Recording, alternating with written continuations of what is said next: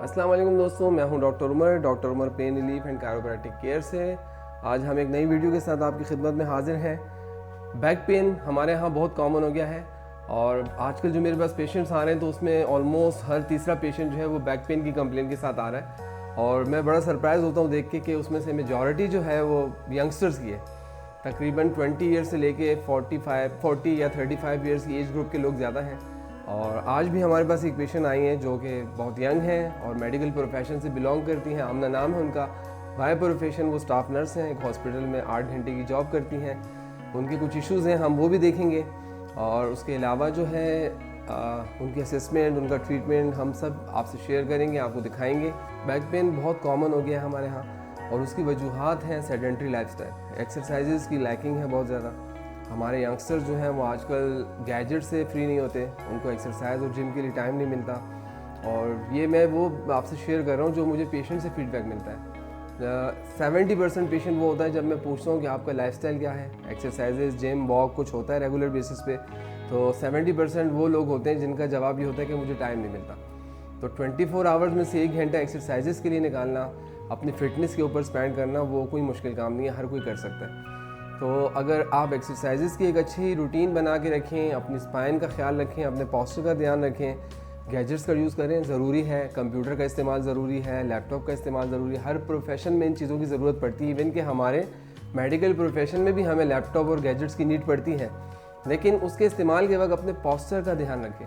अगर आपका sitting posture अच्छा होगा तो आपकी स्पाइन सेफ रहेगी और साथ साथ कुछ थोड़ी बहुत एक्सरसाइजेस की आदत भी डालना शुरू करें। तो बैक पेन बहुत ज़्यादा कॉमन हो रहा है, अपनी स्पाइन को यंग एज में ख़राब होने से बचाइए। आपको सिर्फ 1 घंटा हफ्ते में 4 से 5 दिन निकाल के स्पेंड करना है। और अगर आपको समझ नहीं आता तो आप हमारे पास आ सकते हैं, हम आपकी असेसमेंट करेंगे। अगर ट्रीटमेंट का नीड होगा तो हम आपको ट्रीटमेंट देंगे। अगर हमारी ट्रीटमेंट की ज़रूरत नहीं है, जस्ट कुछ मैकेनिकल एरर्स हैं छोटे मोटे, तो हम आपको कुछ एक्सरसाइजेस की टिप्स देंगे और आपको रवाना करेंगे, तो आप घर पे खुद मैनेज कर सकते हैं। बैक पेन कोई डिज़ीज़ नहीं है जिसकी वजह से कोई परेशानी हो। अक्सर पेशेंट्स बहुत ज़्यादा परेशान हालत में आते हैं।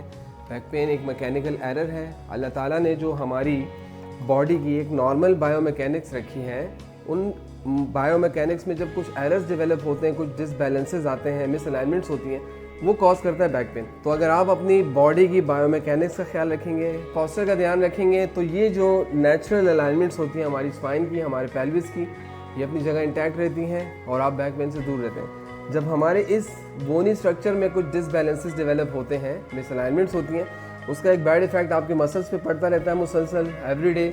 आप रोज़ाना उन मसल्स को इन डिसबैलेंसेस और मिसअलाइनमेंट्स की वजह से फटीग करते हैं और वो मसल स्टिफनेस में जाना शुरू करता है और जब वो बहुत ज़्यादा स्टिफ हो जाता है, स्पैज़म में चले जाता है, तो आपको बैक पेन होता है। तो अगर आप एक्सरसाइजेज़ की हैबिट डेवलप कर लें तो आप रोज़ाना अपने मसल्स को इस्तेमाल करें, फटीग करें, थकाएँ।